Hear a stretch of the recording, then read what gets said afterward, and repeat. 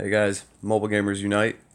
So today we are going to be talking real quick about definitely one of my favorite units in this game, sweet Granny Listell. And here she is.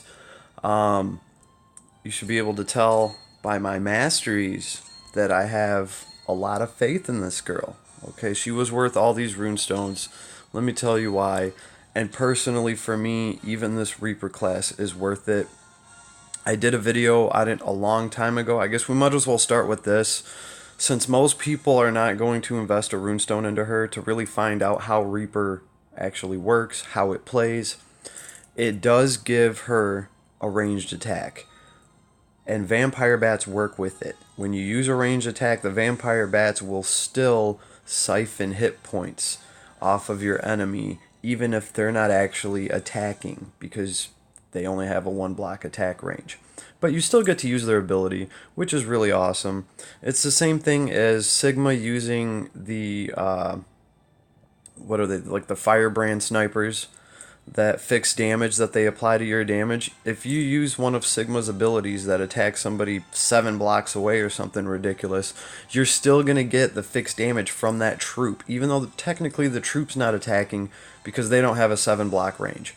Unless it otherwise says so in the skill description. Because obviously, units like Lanford with their Javelin ability, they can effectively attack somebody 2 blocks away, and they will also let their troops attack somebody 2 blocks away. But it has to say that in the ability.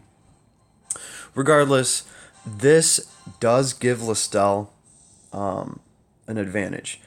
In PvP, a lot of people aren't going to be able to see this coming. They're going to expect Listell to have to square up in close quarters combat and attack you, okay?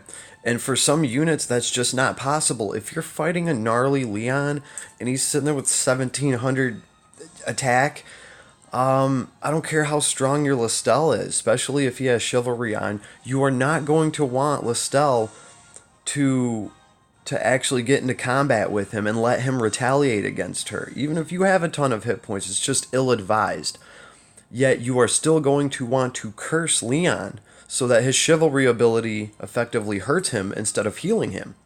One of the best ways to do that, if you don't have, your cooldowns all, just if you don't have abilities just sitting there waiting to be cast, like say you're dealing with a cooldown, you can't throw Mind Bore on Leon. You have to find a way to get that curse on him. With the Reaper class, you can effectively attack Leon from 1 block away. He cannot retaliate and kill you, and you will be cursing him. So with her talent, which means that effectively when his chivalry ability kicks in to heal him, it will instead do damage to him. Okay? And that is a way to tag people without her having to die. Against mages, she does great because she has a super high magic defense to begin with. But units like Leon that you actually have to square up against, that is a disadvantage for Listell, okay? She does have a lot of hit points, but she is still somewhat squishy. You do want to protect her, and you want her around spamming that curse of hers. And you also want her around to kind of heal your troops up in the middle of combat too, because she is really good at that. After she takes damage or after she's in combat, she kind of has this healing ability like Juggler, where she'll heal all of your friendly units by a little bit each time she attacks somebody. And these are skills you can give her. Obviously, you can switch her skills around and make her be a magic tank instead, but I'm just talking about the stuff that's kind of relevant to me. Mind Bore, I think, is completely worth it because it lets her spam her talent with somewhat of an AoE ability. You can hit a couple people at once, and hey, this thing has a good. It increases magic damage taken by 20%. That's a good break, especially considering that Listell herself technically does magic damage to you. She's attacking people with technically her magic defense, but it counts as her intelligence. So, hold on. One sec, guys. I know I'm in the middle of a rant, but the battery light just kicked on. Sorry. Alright. Anyway, We have 5%. I think we'll be all right. One of the most important things Listell can do, and some people, they don't like to bring it to battle because it does take up 2 of her slots. There we go. Here it is. Reaper's Touch. Reaper's Touch is absolutely phenomenal. It has so it means you can move up and you can tag a healer with this, because Listell can wear, she can wear the magic defense boots that also give her +1 movement, which helps, especially if you're not in a Reaper class, and you want to be able to get a movement advantage over people. With the Reaper class, it's great because now you can move 4 and you can tag somebody 2 blocks away from you. Now, like I said, I've played Reaper before. Truth be told, I might take her back into Reaper. Just now that she's all mastered out and I kind of have her gear. And I'll let you guys get a sneak peek of her gear too and what I'm working on. I did have a complete set of gear for her, but I did just replace the magic boots I had on her for, it's a hit point item accessory that just gives you a ton of health. So we'll look into that. But pretty much I just kind of wanted to go over her skills and talk about which abilities I think are the most important. Reaper's Touch is a must. It can completely destroy a healer-based party or a party with a healer in it. Mind Bore is great, okay?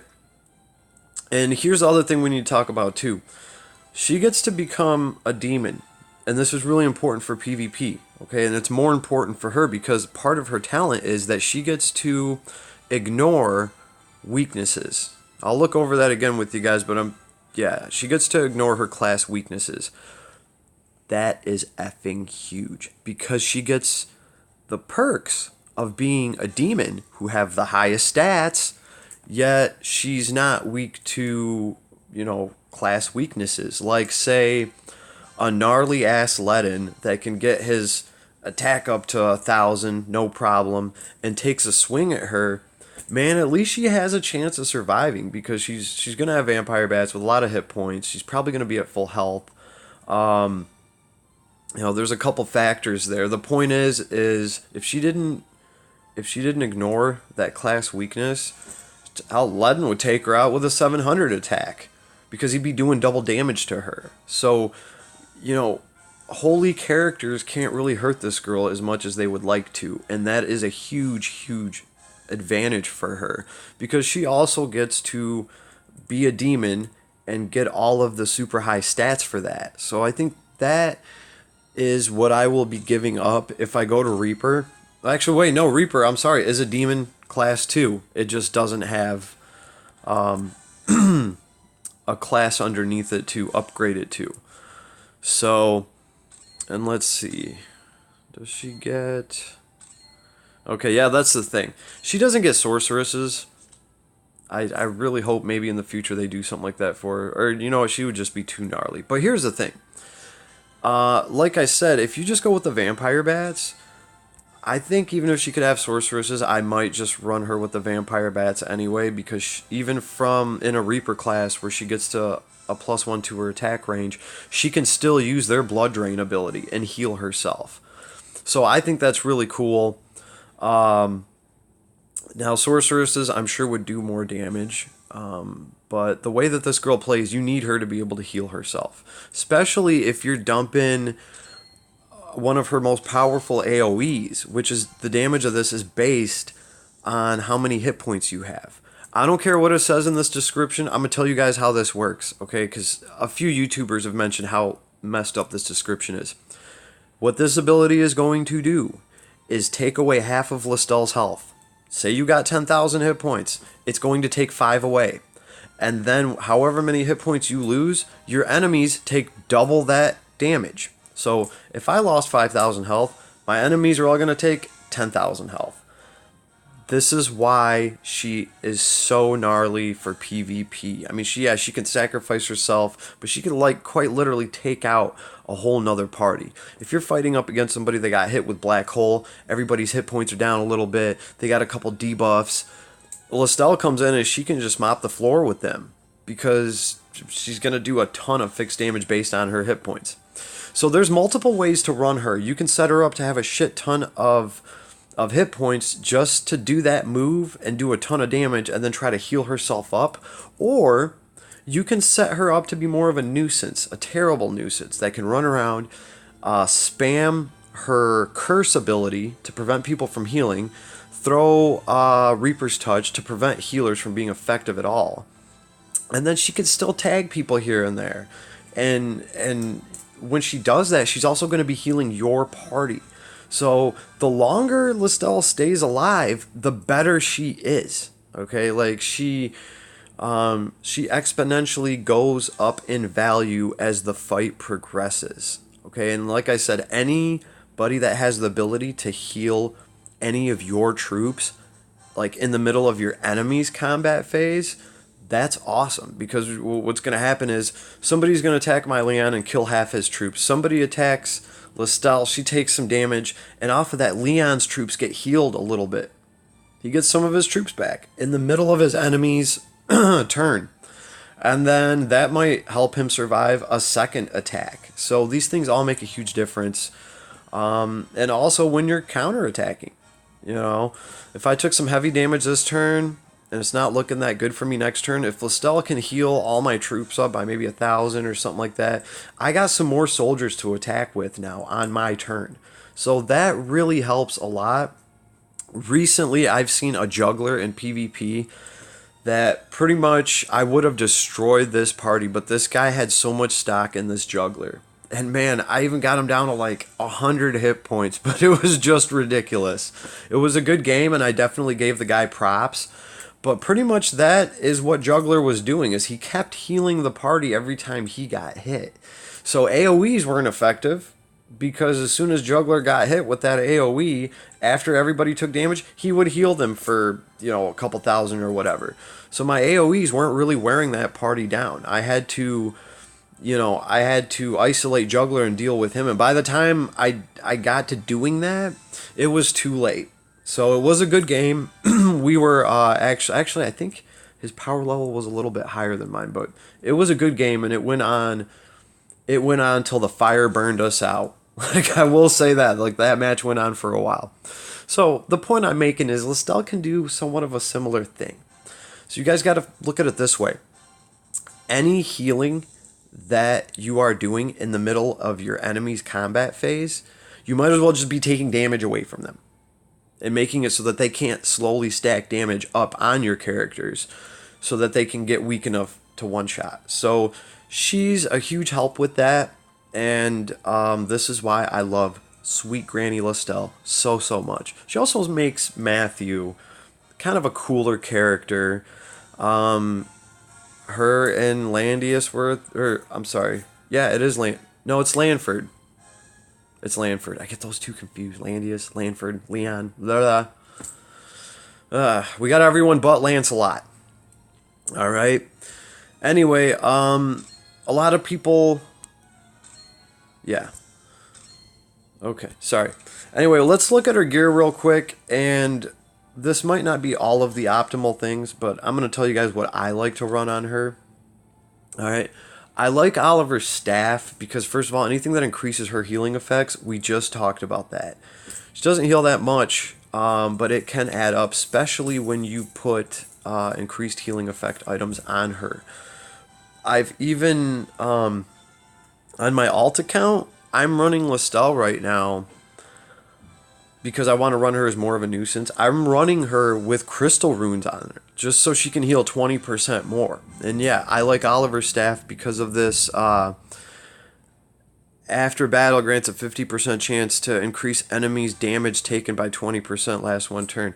I love that, because Listell can attack first, and now that enemy is going to take 20% more damage for that turn for all my other characters to attack. So I really like Oliver's staff for like a healer that can really, when they're not healing, they can kind of act as a breaker. Like, hey guys, I don't have to heal this turn, so look, I'll tag this fool with Oliver's staff, okay? And now you guys will all do 20% more damage to him. Great, I love that. I love for a healer to be able to jump into that breaker role for a minute, you know? Death's Robe. Here it is again. I love this. Chance of being critically hit reduced by 40%. That's important to her. You don't want Listell taking crit hits. You just don't. When attacked, 30% chance to increase enemies' damage taken by 20%. Again, last 2 turns. I love that. That helps the whole party. And this lasts for 2 turns. So I think it's great. Okay? Really, the chance of being critically hit reduced by 40% is amazing on her too. Because Listell does have a large hit point pool. Okay? But that doesn't mean she's invincible, not by any chance. She can get taken. Crits are this girl's enemy. You know, that's really what it's probably going to take to deal with a massive amount of hit points like she has. And if she can take crits out of the equation, she gets to live a lot longer. All right? Tiara, I personally think this is the best in slot item for her hat. Here's why. When unit's hit point is 100% magic defense and defense increases by 15%. Here's the thing. Listell's like the queen of being at 100% hit points. She can auto heal all the time. She's got vampire bats that heal her. She has siphon abilities that heal her. She's going to be at full health, meaning that she's always going to be able to take advantage of this magic defense and defense increased by 15%. So that makes her tougher. But that magic defense is the stat that she uses to scale her intelligence. Magic defense effectively makes this girl do more damage and hit harder. So, yeah, yes, please. The Tiara is like built for this girl. I don't think there's a character that this item benefits more than Listell. If there is, please tell me. This is just off the top of my head. Okay, this is all opinionated, by the way. So, and then here we have the Blood Pact. The only item that I have on her, I'm actually surprised that she's at still 5,000 because with the boots that I had on her, she was at like 5,400, and obviously they were level 50. And I do like the extra movement with her. I might even put the boots back, but this is something that I'm trying because this is ultimately one of the best accessories for her. I'm reading the wrong one. The Blood Pact. It just makes sense. Listell's a vampire. This thing's a blood pact. It's got blood in it. She needs blood. And this thing is going to give you the most health possible. So this hit point item effectively makes her do more damage. Because remember, with that fixed damage ability that she has, the more hit point pool she has, the more damage she can do to you. And that can really do people in. And that also activates, anytime this girl does damage, it activates that curse. So not only are you taking that nuke, that bloody nuke to the face, you're going to have a hard time healing afterwards. But Blood Pact, only level 2, hit points 6%. I know that goes at least up to 10, okay? Which 10% hit points is huge, okay? Grants immunity to effects that prevent you from being healed or buffed. That's a huge help to her. You want, like, if you can cut off Listell's healing, she's got a huge effing problem to deal with. She needs to be able to keep herself healing. And buffs are nice to have on her, too. You don't want this girl getting just dispelled on her buffs. And you don't want her not being able to buff herself and get that faction buff. Some of these faction buffs are giving us, like, 30% magic defense. She really needs that because that magic defense is what she's using pretty much to hurt you with. It's also shielding her from all the mages that are trying to snipe her and hit her with a bunch of blasts and stuff. So the Blood Pact is an amazing item for her. I'm going to be working on this. I know I'm giving up one movement to have this, and I'm going to see how that goes, all right? And then I'm also probably going to mess with her, take her back into the Reaper class, and see what kind of good stuff I can get away with there, because especially in PvP, people just will not expect that. They're not used to seeing somebody that spent that rune stone to see how Listell even performs in her Reaper class. And hey, why not? I got all the masteries. I should still be able to get really good stats and a power level out of her.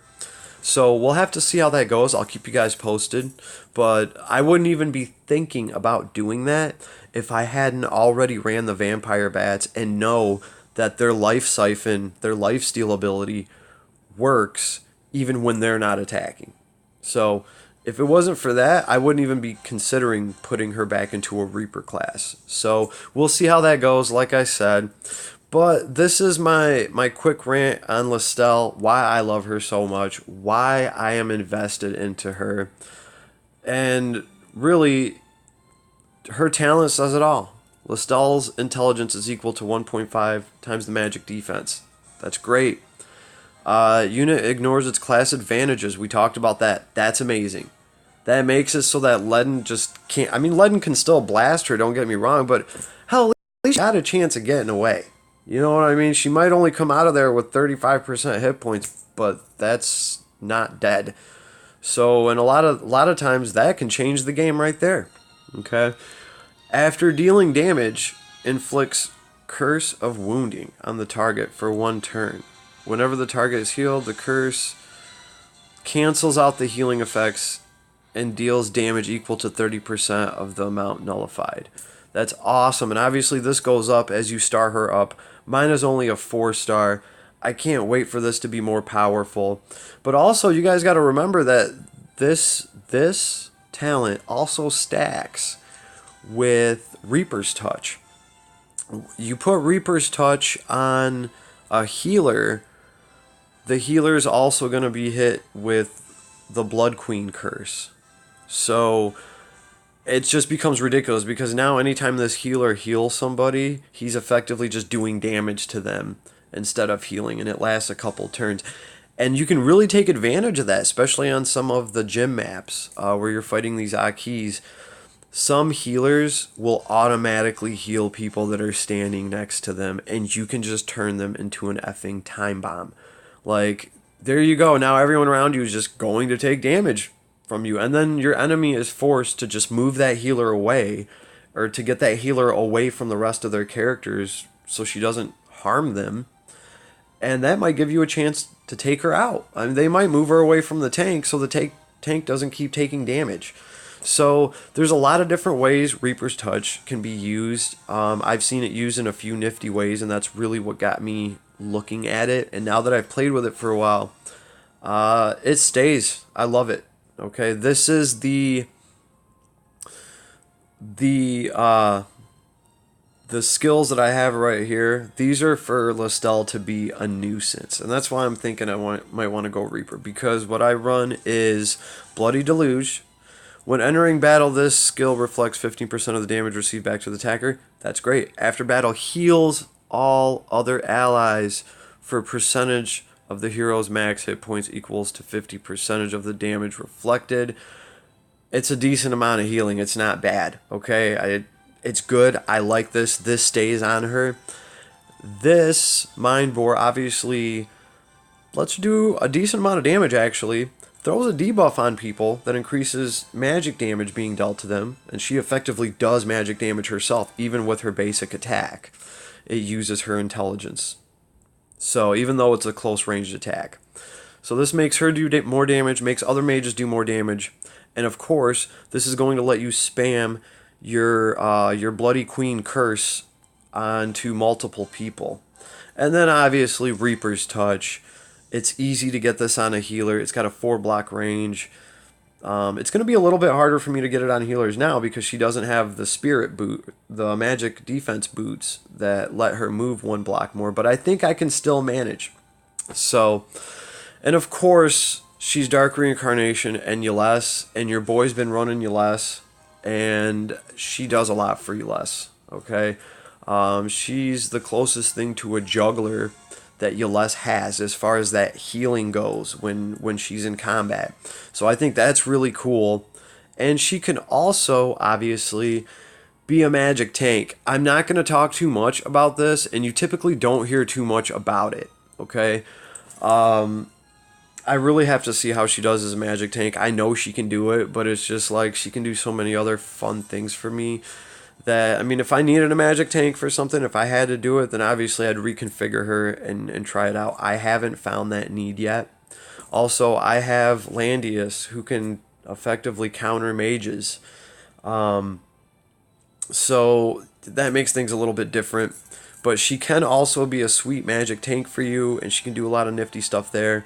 When I get to messing with all of that and seeing exactly how that works, I'll probably make a video to touch up on it and let you know how Listell's magic tank game actually is, how she retaliates, how much she retaliates. Is she going to retaliate for more as a Reaper because she has a 2-block range now? I don't know. We'll find out. It'll be later down the road because I am not done exploring this character. That's for sure. So, Mobile Gamers Unite. Everybody have an awesome day. This is my quick rant on sweet, sweet Granny Listell. Absolutely love this character. I hope you guys have a good day. Peace.